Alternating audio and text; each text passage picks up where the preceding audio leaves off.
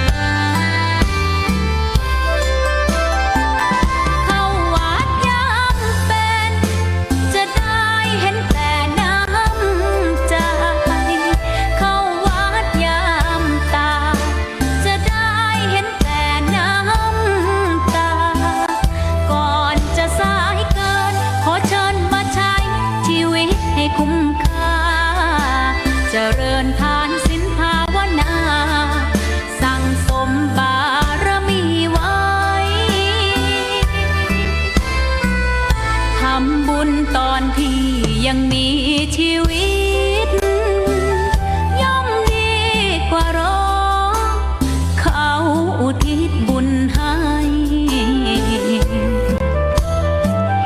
อย่ามัวหลงเพลินเดินห่างวัดตัวอย่างชัดๆมีมากมายเข้าวัดตอนตายสายเกินแก้กรรม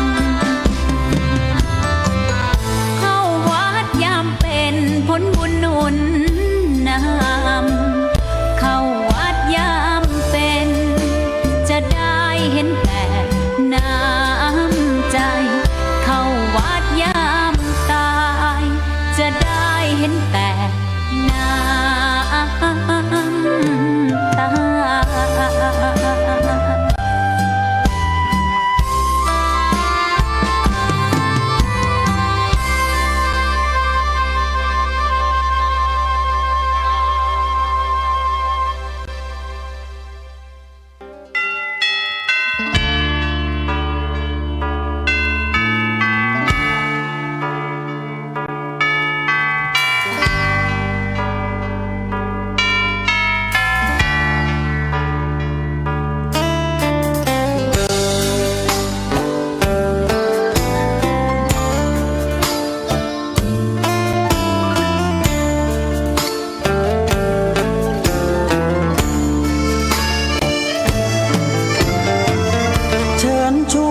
ทุกท่านเข้าวัดเข้าวาฟังธรรมะจากหลวงตาเสริมชีวาให้สุขสดใสยึดมั่นหลักธรรมคำสอนไว้ให้ขึ้นใจความดีรีบทำกันไว้หญิงชายอย่าได้นายนี้ทุกท่านเข้าวัดเข้าวาทำบุญด้วยจิตศรัทธาคุณบุญพาให้เราสุขีจะทำการใดนำใช้ในสิ่งดีดีทำบุญให้ทานวันนี้ไม่มีใครว่าใครชังสมัยก่อนประทับใจปู่ย่าตายายวันพระไม่เคยเบื่อหน่ายจำได้ไม่ลืมสักครั้งเหตุใดวันนี้มีคนเข้าวัดน้อยจังอยากให้เหมือนก่อนอีกครั้งฝากความหวังกับคนรุ่นใหม่ทุกท่านเข้าวัดเข้าวารับศีลรับพรหลวงตาเสริมคุณค่าให้กับจิตใจกระทำความดีเรื่องนี้ไม่ต้องอายใครว่างจากการงานเมื่อใดเชิญชวนท่านไปทำบุญ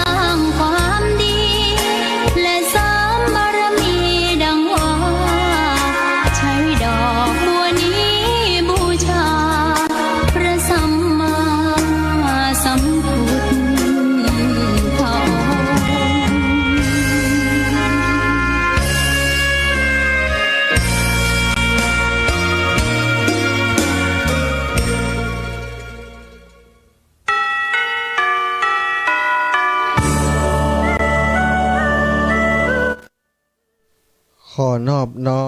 มต่อพระรัตนตรัยแก้วเจ้าสามประการน้อมเอาคุณพระพุทธเจ้าคุณพระธรรมเจ้า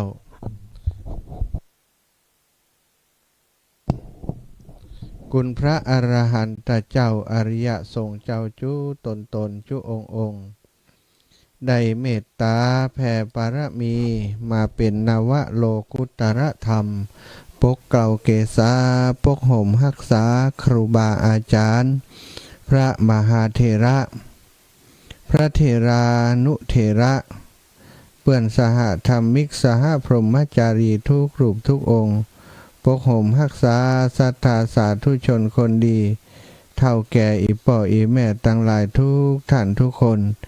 ติดตามรับฟังรายการสารธรรมยามค่ำตั้งสถานีวิทยุเพื่อการศึกษาวิทยาลัยสงฆ์นครลำปาง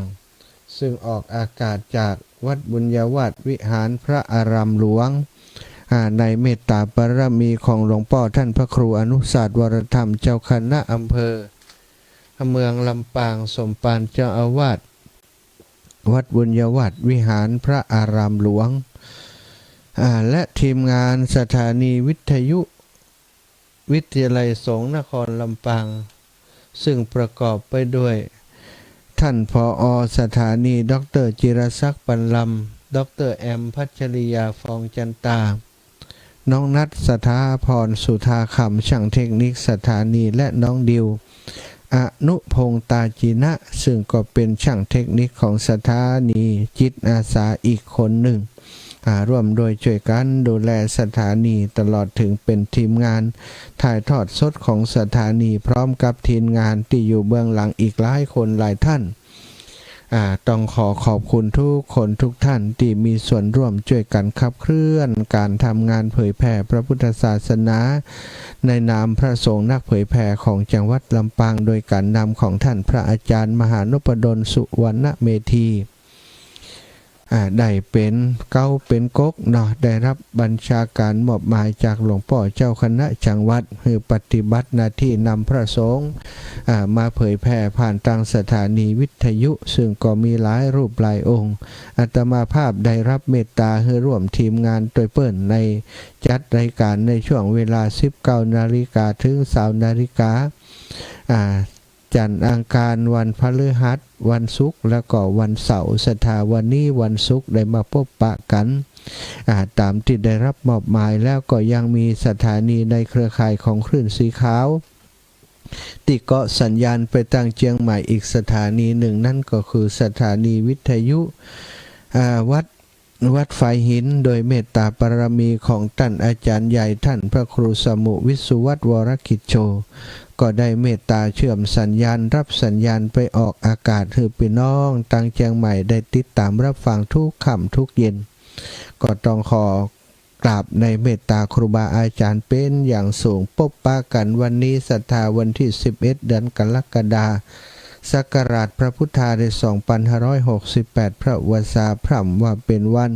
แฮม1ค่ำแฮม1ค่ำเดือน10เดือน10เหนือเดือน8ไต่เป็นวันที่ครูบาอาจารย์พระสงฆ์องค์สังฆเจ้าทั่วราชอาณาจักรไทยเนาะแล้วก็ต่างประเทศต่างๆที่เปิ้นยึดถือระเบียบปฏิบัติในการเข้าพรรษาก็จะยึดถือเอาแรม1ค่ำนะหลังวันอาสาฬหปุจจา1วันเป็นวันเข้าพรรษาของทุกปีสถานเดียวก็จะได้ห้ามได้อุจาเรื่องของการประวัติมาติไปความเป็นมาเป็นไปของการจำพรรษาของพระพุทธองค์สังฆเจ้าเนาะพอมีความรู้พอคร่าวๆเนาะก็จักได้นำเสนอนะเล็กๆน้อยๆจักได้นำเสนอให้ศรัทธาญาติโยมได้รับทราบต่อไปแต่ก่อนจะถึงเรื่องราวนั้นก็กราบพระไหว้พระนบธรรมเสียก่อนเนาะกราบพระพร้อมกันกราบ1พุทโธเมนาโถกราบ2ธัมโมเมนาโถกราบ3สังโฆเมนาโถ อิมินาสักการะนาพุทธังอภิปูชยามิอิมินาสักการะนาธัมมังอภิปูชยามิอิมินาสักการะนาสังฆังอภิปูชยามิอะระหังสัมมาสัมพุทโธภคะวาพุทธังภคะวันตังอภิวาเทมิกราบสวากขาโตภคะวตาธัมโมธัมมังนะมัสสามิกราบสุปฏิปันโนภคะวะโตสาวกสังโฆสังฆังนามามิกราบนะโมตัสสะภะคะวะโต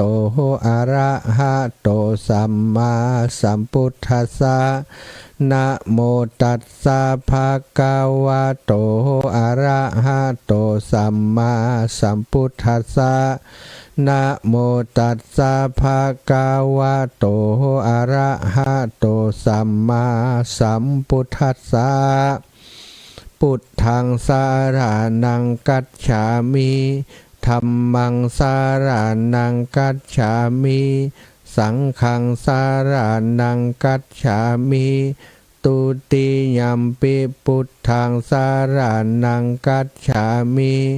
ตุติยัมปิธัมมังสารนังกัจฉามิตุติยัมปิสังฆังสารนังกัจฉามิตติยัมปิพุทธังสารนังกัจฉามิตติยัมปิธัมมังสารนังกัจฉามิ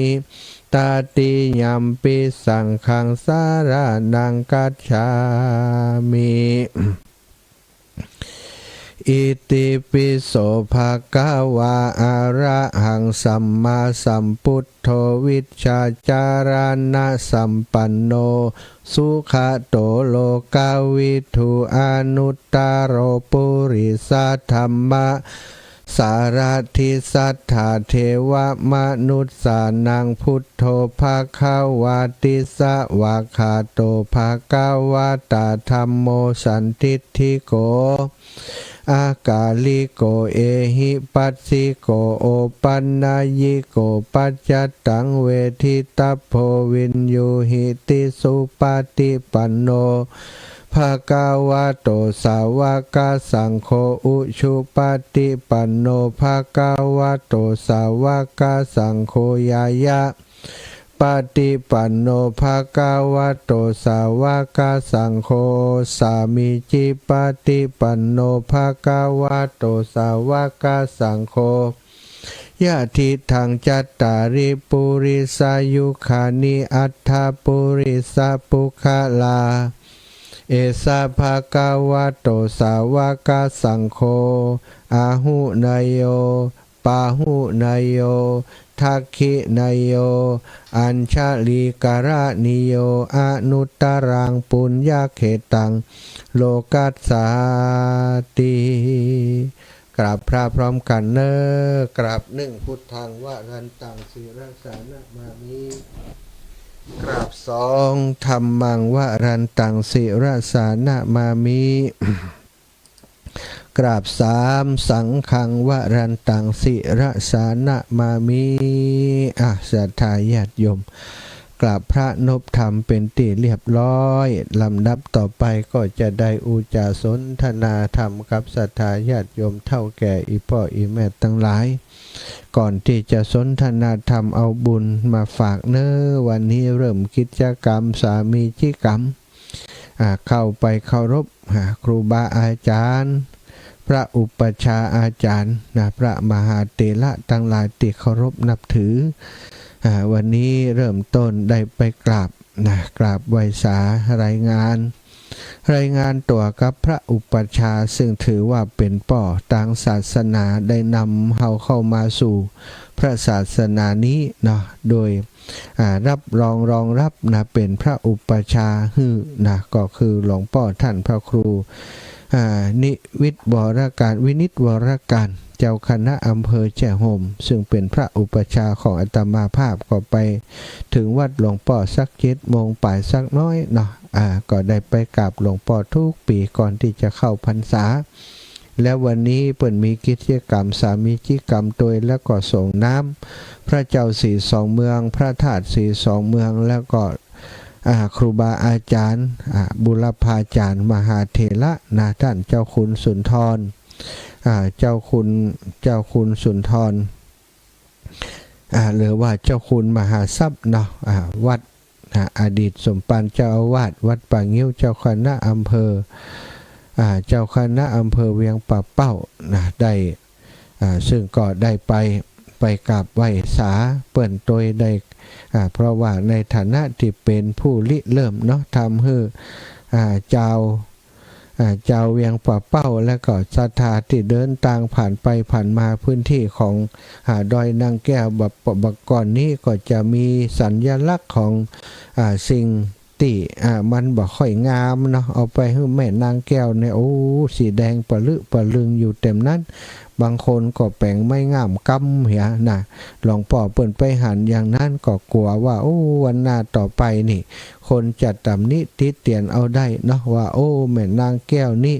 มกหมุนในเรื่องอย่างนี้เนี่ยแล้วก็คนตั้งหลายก็เชื่อในสิ่งที่ผิดความจริงนี้นะบัจจัยอย่างนั้นหลวงพ่อเปิ่นก็เลยไปตั้งสร้างพระพุทธรูปไว้เป็นที่สักการะบูชาเวลาคนไปคนมาหันพระพุทธรูปก็จะได้ไหวได้สาศรัทธาญาติโยมทั้งหลายจึงเป็นที่มาของการได้สร้างพระเจ้าสีสองเมืองปกปักรักษาผู้ที่เดินทางสัญจรไปมาในจังหวัดในพื้นที่ติดต่อเขตติดต่อของอำเภอเวียงป่าเป้ากับอำเภอดอยสะเก็ดที่เปิ่นเดินทางไปเชียงใหม่ก็ผ่านเส้นทางนั้นจากเชียงรายไปเชียงใหม่สถาจากเชียงใหม่มาเชียงรายก็มาทางสายนั้น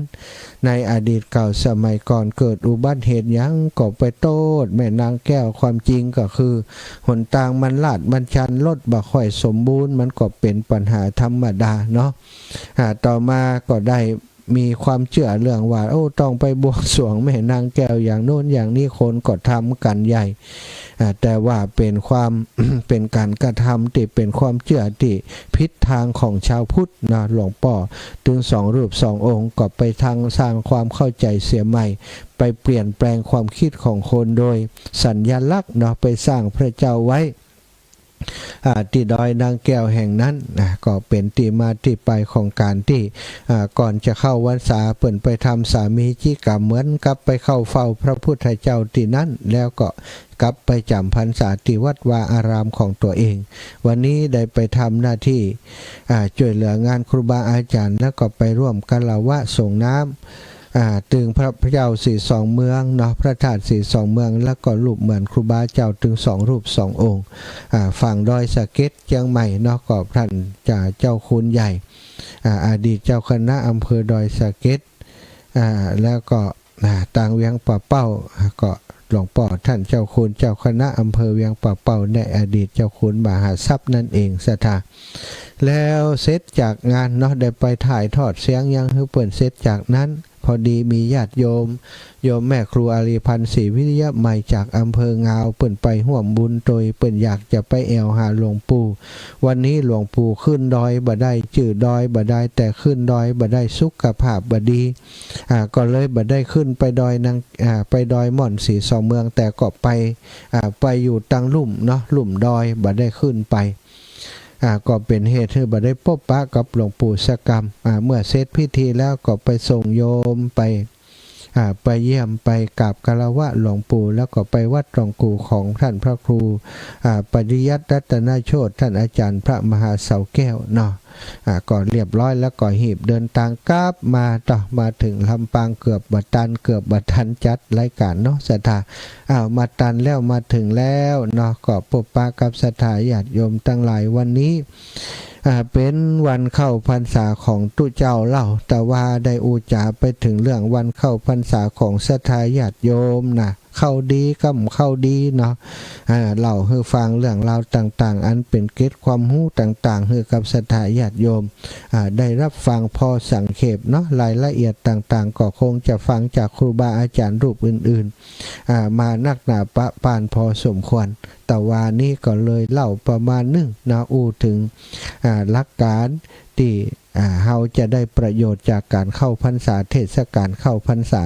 ในฝ่ายของฆราวาสวันนี้ในฝ่ายของพระสงฆ์ศรัทธา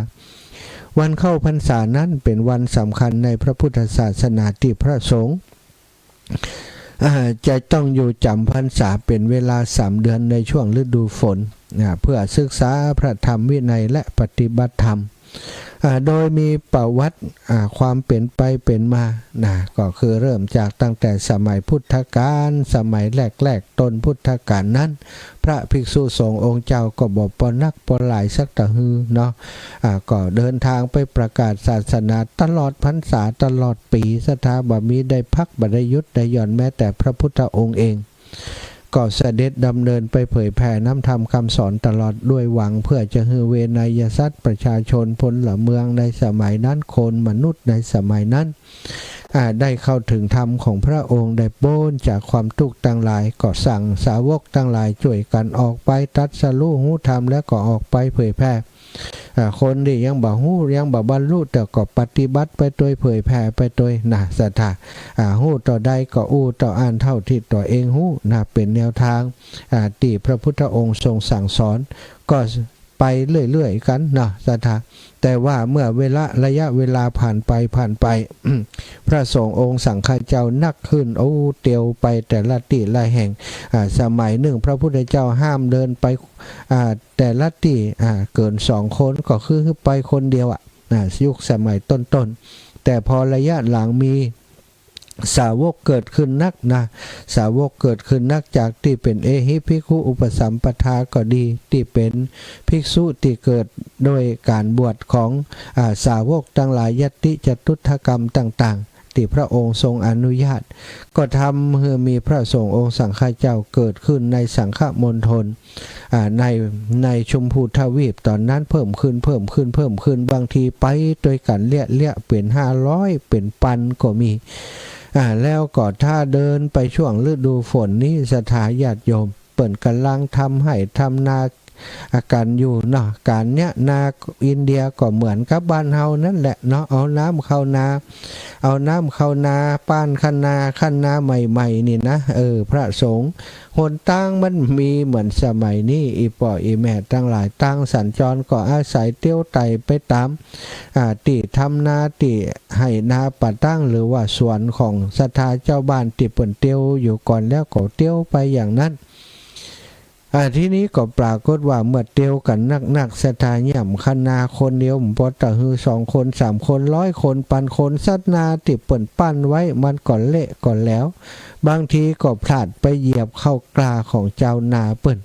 แม้กระทั่งช่วงหน้าฝนนี่มีสัตว์สิ่งหิ่งห้อยตั้งหลายปูปลากุ้งหอยต่างๆที่อยู่ในไห่ในนาหรือว่าถนนหนทางก็พลอยตายไปจากการที่พระสงฆ์องค์สังฆเจ้าเดินกันเป็นจำนวนมากก็เลยเกิดกว่าการตำหนิติเตียนขึ้นจากเจ้าบ้านที่ก็เป็นเกษตรกรนั่นก็มาร้องเรียนพระพุทธเจ้าร้องเรียนพระราชาว่าลูกศิษย์ของสมณะโคดมนี่จะได้บ่ยุดบ่ยั้งผ่องฤดูที่เปิ่นเก็บทำปลูกหวานทำไร่ทำนาทำกสิกรรมทั้งหลายต่างๆศาสนาอื่นคนลัทธิอื่นๆเปิ่นยังยุดกันในช่วงเข้าพรรษาในช่วงฤดูกาลทำไร่ทำนาแต่ว่าศิษย์ของพระสมณะโคดมนี่บ่ยุดทำให้พืชพันธุ์ธัญญาหารเข้ากล้าเสียหายเป็นการตำหนิติเตียนเมื่อคำตำหนิแรกๆก็อาจจะทรงขอคน2 คนที่ได้รับความเสียหายแต่เมื่อความเสียหายมันเป็นวงกว้างได้ยินจากทางโน้นได้ยินจากทางนี้พระราชาก็มาร้องเรียนมาฟ้องมาเล่าให้พระพุทธองค์ฟังพระพุทธเจ้าก็เลย ได้บัญญัติให้พระสงฆ์ได้อยู่จำพรรษาเพื่อป้องกันปัญหาดังกล่าวอาจจะมีคำถามว่าทำไมเปิ่นบ่ได้ทำตั้งแต่แรกล่ะยังบัญญัติตั้งแต่แรกในว่าพระพุทธเจ้าฮู้ทุกเรื่องทุกราวนะศรัทธาอีป่ออีแม่ทั้งหลายการบัญญัติอย่างต่างๆของพระพุทธเจ้านั้นทำโดยเหตุโดยผลถ้าเกิดปัญหาก็จะมีการบัญญัติตั้งกฎระเบียบขึ้นมา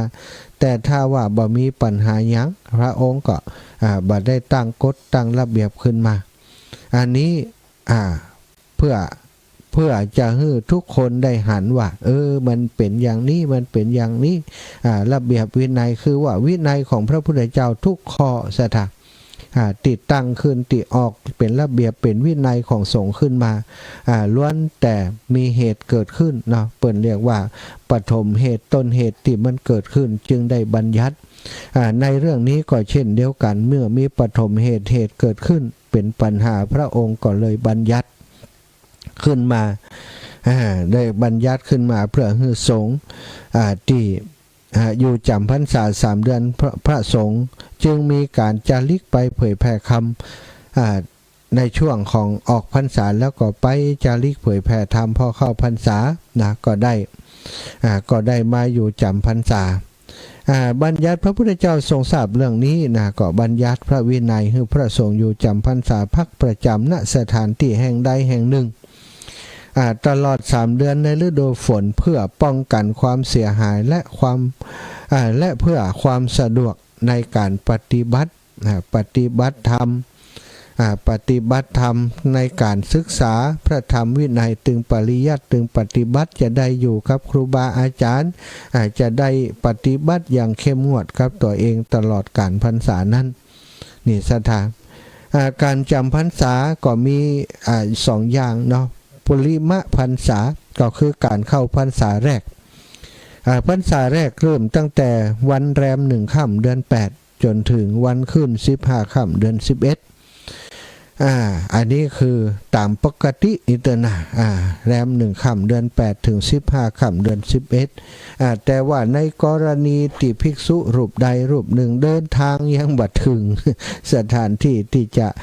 เข้าพรรษาแต่ว่าเปิ่นเข้าพรรษาไปก่อนแล้วเนี่ยอย่างใดก็ไปเข้าพรรษาหลังได้ก็คือปัจฉิมพรรษาก็คือการเข้าพรรษาหลังเริ่มตั้งแต่วันแรม1 ค่ำเดือน9สดาจนถึง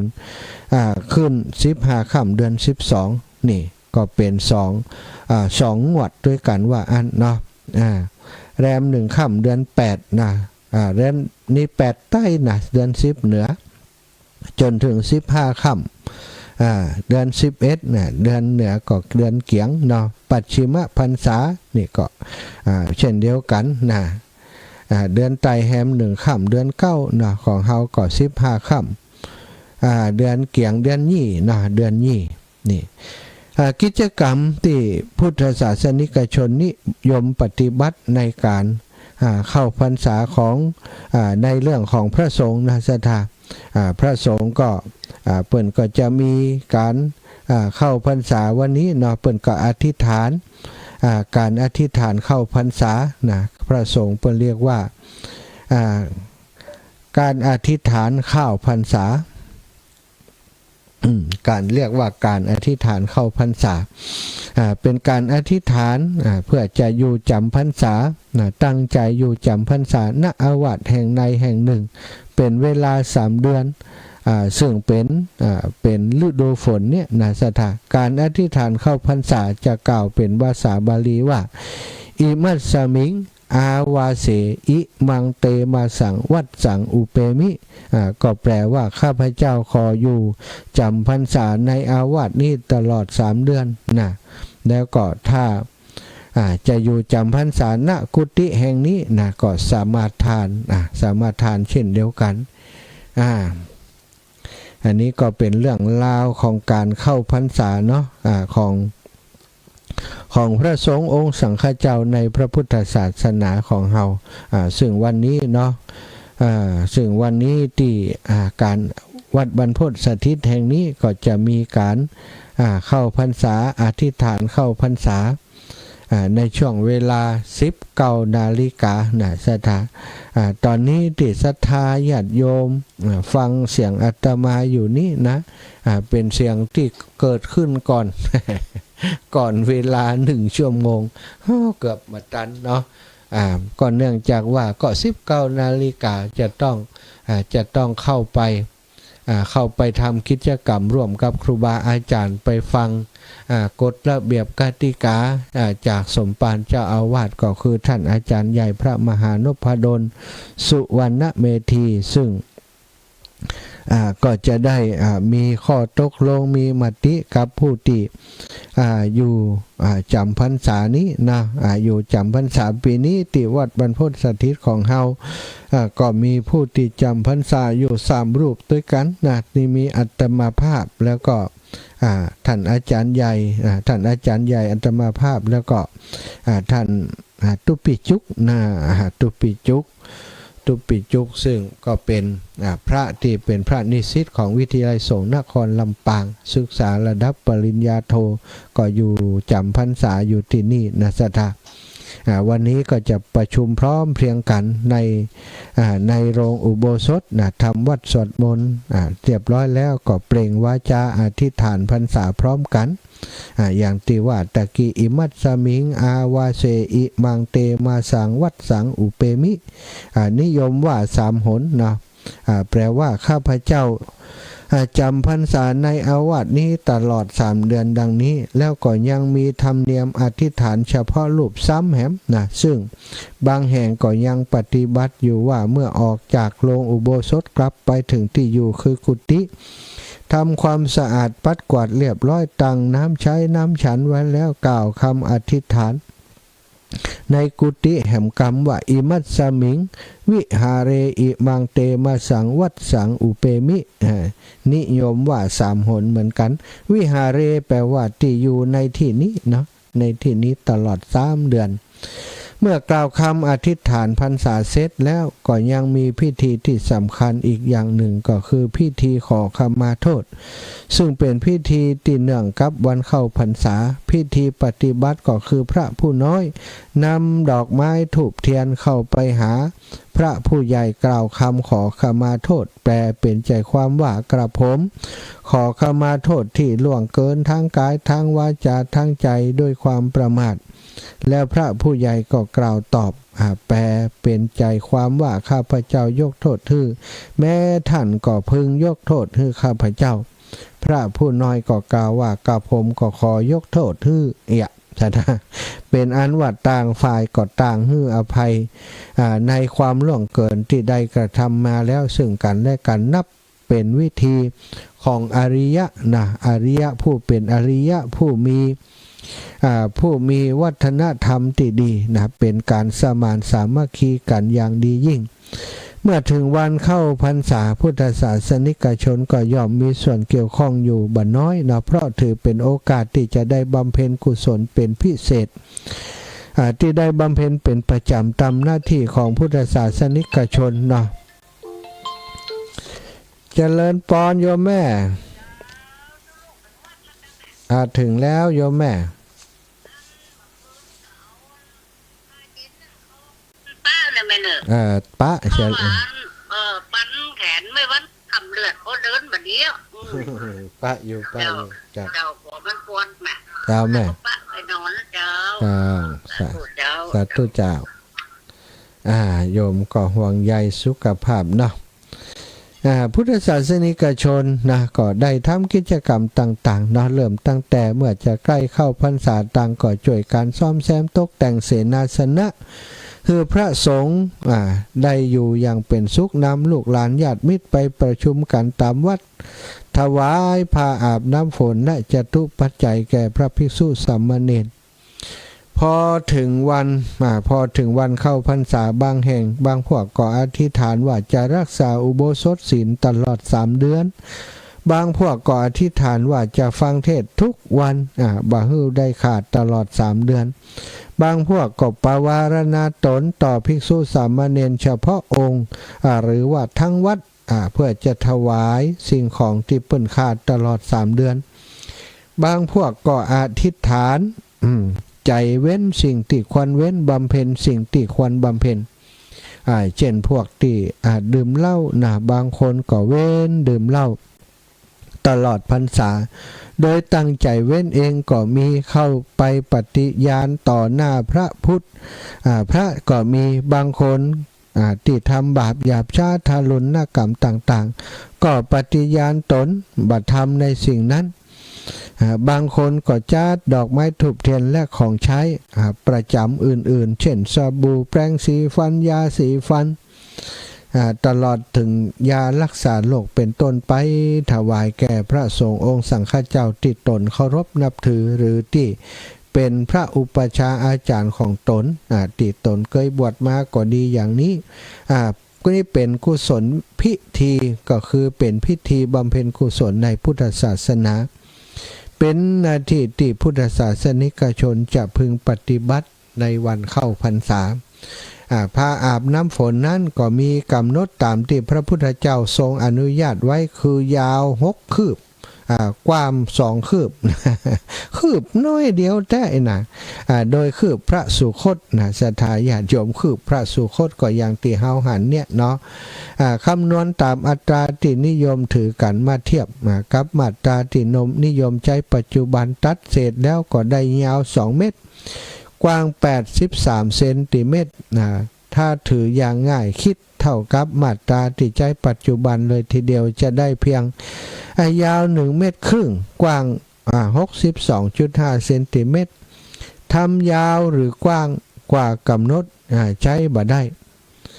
ภิกษุผู้ทำหรือหื้อทำหรือใช้นุ่งมีความผิดสัทธาเวลาที่จะถวายผ้าอาบน้ำฝนนั้นมีพุทธบัญญัติไว้ตั้งแต่แรม1 ค่ำเดือน7สัทธาถึงขึ้น15 ค่ำเดือน 8ซึ่งเป็นเวลาก่อนเข้าพรรษา1 เดือนระยะนี้เป็นเวลาที่พระภิกษุจะแสวงหาผ้าอาบน้ำฝนผู้ประสงค์จะบำเพ็ญกุศลต้องตามพุทธานุญาตจึงหาผ้าอาบน้ำฝนถวายในระยะนี้แต่ที่ปฏิบัติกันทั่วไปถวายในวัน15 ค่ำเดือน 8ก่อนวันเข้าพรรษา1 วันเพราะวันนั้นเป็นวันธรรมสวนะและเป็นวันอาสาฬหปูชาด้วยพุทธศาสนิกชนไปประชุมกันอยู่ที่วัดตามปกติอยู่แล้วจึงถือโอกาสถวายผ้าอาบน้ำฝนในวันนั้นตัวสถาอันนี้ก็คือเรื่องราวของการเข้าพรรษาถึงฆราวาสถึงญาติโยม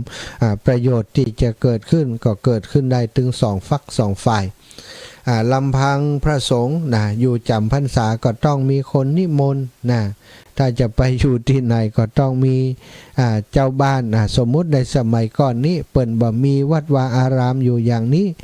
พระสงฆ์ถึงฤดูกาลจะเข้าพรรษาแล้วเปิ่นเดินทางไป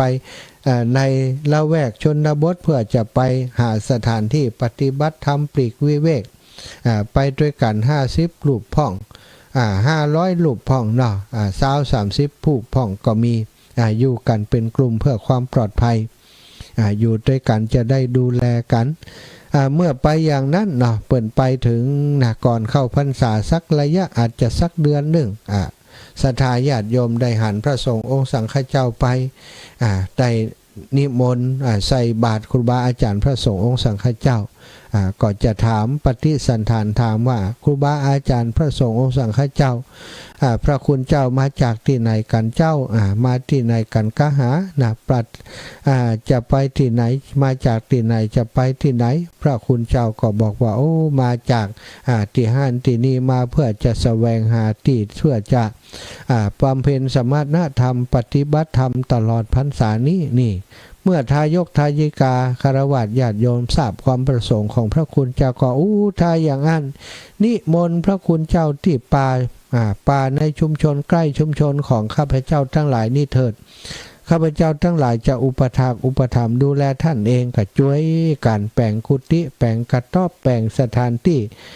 ที่เข้าห้องน้ำห้องท่าเพื่อเปิ่นสถาแปลงศาลาเพื่อเปิ่นจะมาประชุมจุ่มนุมกันเวลามีเรื่องราวที่จะต้องสนทนากันแล้วก็ทำสัญญาลักสัญญาอย่างต่างๆถ้าจะสวดมนต์ก็โป้งจะฉันเข้าพร้อมกันก็โป้งเนาะ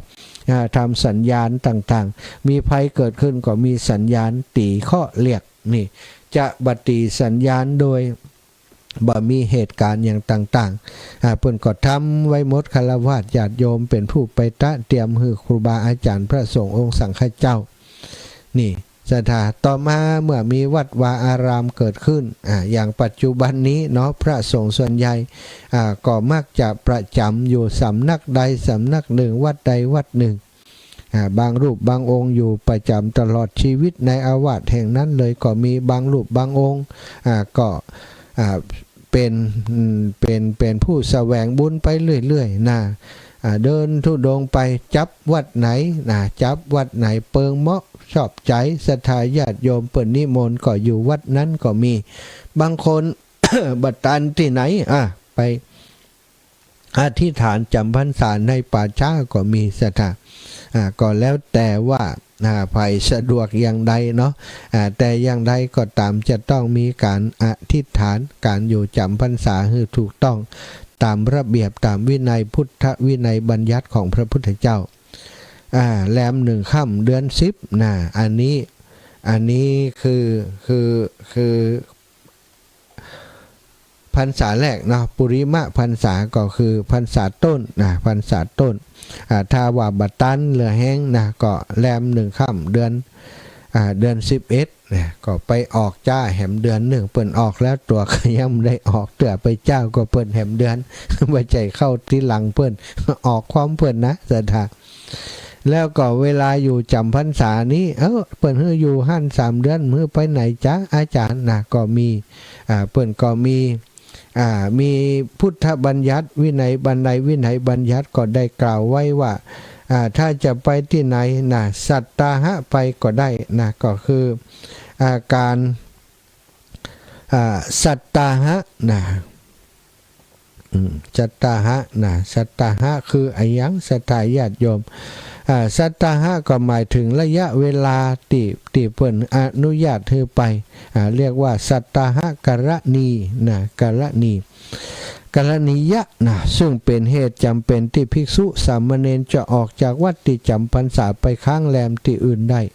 บ่เกิน7 วันสัตตาหะกรณียะคือเหตุจำเป็นที่ทำให้ภิกษุสามารถออกจาก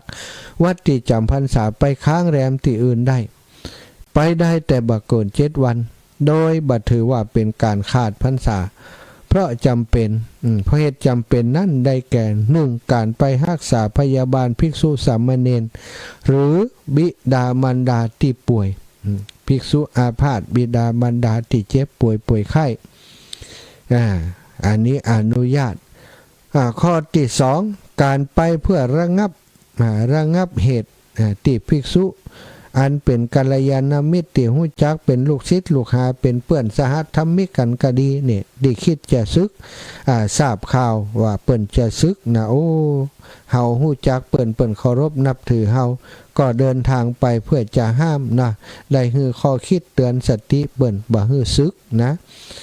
อันนี้ก็ไปได้แต่บ่เกิน7 วัน3การไปเพื่อกิจของสงฆ์เช่นหาอุปกรณ์ซ่อมแซมอาวาสวัดที่ชำรุด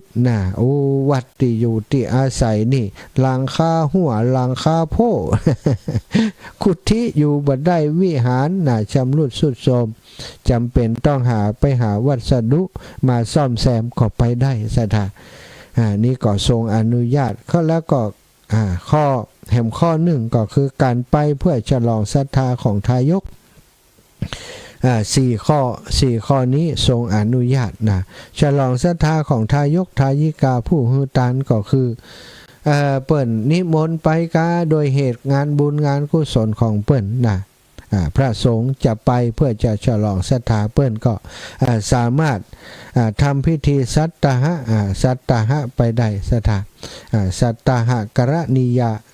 สัตตาหะกรณีศรัทธา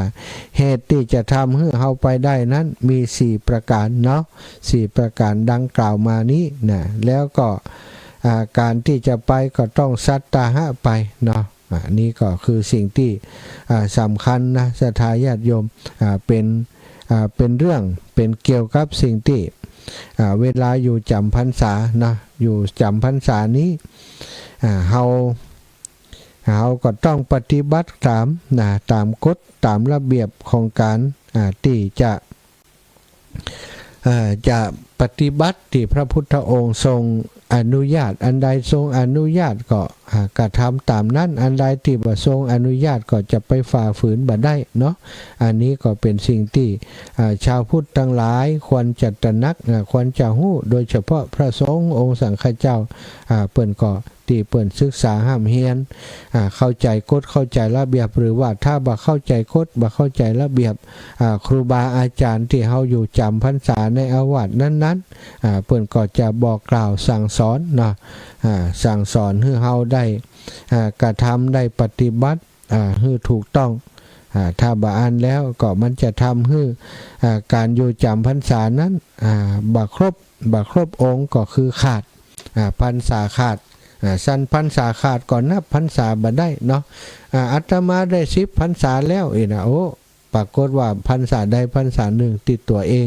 อยู่จำพรรษาบ่ครบถ้วนไปโดยบ่ปอกล่าวออกจากอาวาสนั้นไปเป็น10วันเนี่ย อันนี้ก็ขาดพรรษาขาดเนาะนี่ก็อุจาให้ศรัทธาญาติโยมได้รับฟัง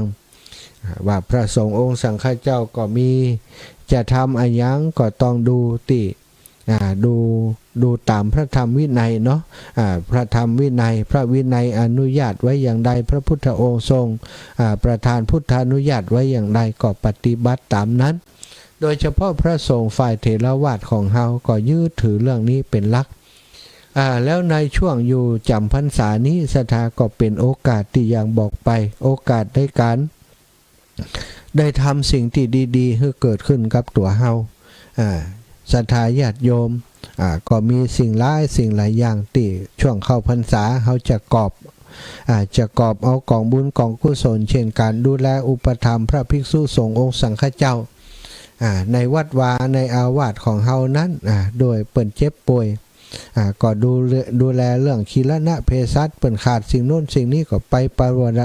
ะวารณาเป็นเจ้าภาพในเรื่องนู้นเรื่องนี้อันนี้ก็เป็นการอนุเคราะห์เป็นการดูแลเป็นการสงเคราะห์สงฆ์เนาะแล้วบุญก็จะเกิดกับเฮาพระสงฆ์องค์สังฆเจ้าเปิ้นก็อาศัยช่วงพรรษาเนี่ยบางรูปบางองค์ช่วงบัดใจช่วงฤดูกาลเข้าพรรษานั้นมีกิจที่จะต้องทำต้องพัฒนาโน่นนั่นนี่หลายอย่างพอช่วงเข้าพรรษาเปิ้นก็อธิษฐานพออธิษฐานอยู่จำพรรษาก็ปฏิบัติหน้าที่ของตัวเองอันใดที่บ่สมบูรณ์เปิ้นก็ทำให้มันเกิดขึ้นทำให้มันสมบูรณ์ขึ้นโดยการห้ามเฮียนตึงปริยัติแล้วก็ด้านการปฏิบัติสมาธิภาวนาต่างๆตลอดถึงโอกาสที่ได้จักได้สั่งสอนธรรมแก่ศรัทธาญาติโยมบางวัดก็สวดมนต์ทำวัดทุกเย็นตลอดการเข้าพรรษาศรัทธาก็มาสวดโดยบางวัดบางวาก็เต็มวัดนะศรัทธาทุกเย็นบางวัดบางวาที่มันชุมชนเปิ่นทำการทำงานการบัดสะดวกก็จะสวดมนต์ทำวัดกันในช่วงของวันพระบางทีก็เป็นวันอาทิตย์ก็ยังมีอนุเคราะห์สงเคราะห์กันไปตามความสะดวกตามเหตุตามผลเนาะก็เป็นสิ่งที่ดีเนี่ยศรัทธาญาติโยมเฮาเข้าวัดเข้าวาจากการที่ช่วงออกพรรษาไปนั้นเนาะมีงานมีการสัปปะที่เฮาบ่ค่อยได้เข้าวัดเข้าวาพอเข้าพรรษาแล้วก็อธิษฐานเสียนะเข้าพรรษา3เดือนบ่ได้เอาละ3เดือนนี้จะปั่มเป้งเต็มที่ตั้งใจรักษาอุโบสถศีลอุโบสถศีลก็15วันเตื้อ15วันเตื้อ15วันเตื้อศรัทธาเนาะก็เท่ากับว่า4อุโบสถเนี่ยช่วงเข้าพรรษาศรัทธาหรือว่าบางคนจะเอา8ค่ำไปด้วยก็ถือว่าเนี่ยได้หมดการได้มีโอกาสสร้างบุญให้กับตัวเก่าทานปาระมีศีลปาระมีภาวนาปาระมีได้ทำกันอย่างเต็มที่มีความข้องใจในเรื่องธรรมเรื่องวินัยข้อใดอย่างใดการปฏิบัตินี่ถ้าครูบาอาจารย์เปิ่นอยู่ไปสอบถามสนทนาไปฟังเทศฟังธรรมกับเปิ่นได้ประโยชน์ที่จะเกิดขึ้นในช่วงเข้าพรรษามีเยอะมากมายเลยศรัทธา ในอดีตสมัยก่อนเมื่อพระพุทธองค์ยังทรงพระชนอยู่ก็เน้นนักเรื่องการอยู่จำพรรษานี่เหมือนการจำพรรษาบางพระสงฆ์บางรูปบางองค์ที่ยังบ่ได้มรรคผลนิพพานกำเตื้อก็ขอลาพระพุทธเจ้าเพื่อจะไปหาที่อันวิเวกปฏิบัติออกพรรษาเรียบร้อยโอ้ได้บรรลุธรรมแล้วกลับไปเฝ้าพระพุทธเจ้ารายงานผลของการอยู่จำพรรษานั้นได้มรรคผลอย่างพ่องหรือว่าบ่ได้อย่างเลยเกิดอย่างขึ้นพระพุทธองค์ก็จะได้ทรงเมตตาทรงเมตตาแก้ไขปัญหาต่างๆตามภูมิปัญญาของแต่ละคนบางคนกลับไปเธอได้อย่างมาพ่องบ่ได้อย่างเลยพระพุทธองค์ทรงแสดงพระธรรมเทศนาสกิดนิดหน่อยก็ได้ดวงตาหันธรรมได้บรรลุธรรมในที่สุดก็มีเยอะสถาอันนี้ก็นับว่าเป็นประโยชน์อย่างยิ่งของการเข้าพรรษาแล้วก็ที่วัดบรรพตของเฮาที่นี่ปีนี้การเข้าพรรษาปีนี้ก็จะมีกิจกรรมที่ทำเพื่อประโยชน์ของศรัทธาญาติโยมและประโยชน์ของวัดวาอารามนั่นก็คือจะตั้งธรรมหลวงเป็นธรรมหลวงแบบ3 ยกในสถานเข้าพรรษา3 เดือนก็ตั้งธรรมหลวง3 ยกอาจารย์ยังกับมวยแล้วว่าก็เหมือนกันเนาะมวยมี3 ยกอันนี้ก็ตั้งกติกาตั้งธรรมหลวง3 ยกขึ้นมายกที่1ตีในวันที่27วันอาทิตย์ที่27เดือนกรกฎานี้วันที่27กรกฎาก็โดยมันมีธรรมอยู่สถาธรรมที่บัจจัยเป็นเนื้อหาเสริมเข้ามาบัจจัยเนื้อหาของเวสสันดรชาดกตามหลักก็ตั้งแต่ผูกที่1ผูกที่1นครกันเข้าไป2 3 4 5 6 7 8 9 10 11 12 13ผูกแต่ว่าที่เติมเข้ามาเนี่ยที่ไปที่มาของการมิตั้งธรรมหลวงเป็นอย่างใดเนี่ยก็มีมาลัยต้นมาลัยปลายอันนี้สงเวทสันตละอันคาถาพันคาถาปันอันนี้สงเวทสันตละแล้วก็ผูกที่1 2 3ว่าไปจนจบสถาจนจบสุดท้ายก็นครกันนี่ที่เพิ่มเข้ามาก็ 4-5 ผูกฉะนั้นก็เลยได้แบ่งอย่างนี้ว่าอันยกแรกนี้จะเตะ6 ผูกด้วยกันสถาในวันที่27ก็จะมีมาลัยต้นมาลัยเก้ามาลัยปลายนี่มาลัยเก้ามาลัยปลายคาถาปันแล้วก็อันนี้สงเวทสันตละเทศช่วงเจ้าของวันที่27ช่วงบ่ายก็จะเทศผูกที่1ที่2ผูกที่1ที่2 2ผูกด้วยกันแล้วคือผูกแรกก็คือทศพรผูกที่2ก็หิมปานสถาทศพลหิมปาน ทศพรแล้วก็หิมปานก็จะมีครูบาอาจารย์ที่อยู่ในเครื่องสีขาวที่สถาหูจักมักคุ้นเป็นสุเมธโสจากดอยสะเก็ดแล้วก็จากนั้นก็คาถาปันนี่ก็เป็นท่านพระครูชลทานพิทักษ์แล้วก็จะมากันทศพรนี่ท่านอาจารย์วัดท่านอาจารย์มหาวัดน้ำท้องสถาแล้วก็ผูกที่6นี่ก็ยังหาตัวอยู่อาจจะเป็นครูบาอาจารย์ถ้าบัดท่านเสน่ห์กาลงก็ทุกปีเกเนี่ยนี่ก็วันที่27จากนั้นยกที่2ก็จะเป็นวันที่ปุณณสถายกที่2นี่วันที่วันที่24เดือนกรกฎาคมสิงหา24สิงหายกที่3สิงหาแล้วก็เดือนกันยาวันที่28กันยา3ยกด้วยกันก็จะเปิดโอกาสให้ศรัทธาญาติโยมได้เป็นเจ้าภาพการเทศการเทศของธรรมหลวงครั้งนี้การเทศการหนึ่งก็ตึงสำรับตึงอย่างติดจัดไว้ก็เป็น1,500 บาทไปจะมาร่วมโฮงต้านอย่างก็ก่อยว่ากันอันนี้แจ้งหือทราบคร่าวๆโดยมีวัตถุประสงค์เพื่อจะนำปัจจัยที่ศรัทธาให้หอมต่างๆที่ฮักการเทศฮักอย่างเรียบร้อยมีคนให้หอมโน่นนั่นนี้มาจะได้เอามาเป็นกองทุนในการช่วยพระสงฆ์เผยแผ่พระพุทธศาสนาข ของจังหวัดลำปางของเฮาแต่ว่าได้ตั้งชื่อกองทุนว่ากองทุนเผยแพร่สนับสนุนการเผยแพร่พระพุทธศาสนาวัดบรรพตสถิตเนาะเพราะว่ามันจะได้สะดวกในการทำงานก็จะมีครูบาอาจารย์ท่านอาจารย์พระมหานพดลแล้วก็ทางเจ้าหน้าที่ของสถานีวิทยุของเฮาช่างเทคนิคต่างๆคนที่ทำงานเกี่ยวข้องในด้านนี้มาช่วยกันเพราะจะเอาสนับสนุนเกี่ยวกับเรื่องของสถานีวิทยุในหลายเรื่องด้วยกันเมื่อว่าเป็นเรื่องของเทคนิคการซ่อมแซมอย่างต่างๆตัวเนาะเอาละสถาพอเวลาก็ใกล้จะหมดแล้วก็ขอบคุณทุกคนที่ติดตามแล้วก็จักได้นำรายการจากลาไปโดยเวลาเพียงเท่านี้ของความสัสดีจงบังเกิดมีแก่ศรัทธาสาธุชนทุกคนทุกท่านเนอะจัตตารโอธรรมาวทันติอายุวันโนสุขังพะลัง